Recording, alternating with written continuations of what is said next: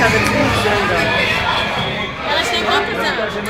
Vai fazer 2 agora em dezembro. Os meninos fizeram 2 em outubro.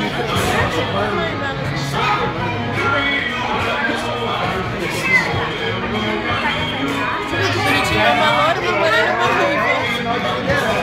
Você quer entrar? A Manu acordou. A Estela já não tá gostando, então o negócio dela é botar tudo em ordem. Tirou do lugar, ela... Eu comprei um jogo de boliche, tirei tudo da pacote e montei. A Estela pegou tudo e botou de volta no encaixe. Não é assim que brinca, né? Eu peguei de encaixar. Aí montei de novo. Isso. Porque eu comprei pra essa aqui quebra. Aí essa aqui pegou a bola e botou. A loirinha pegou o pinto.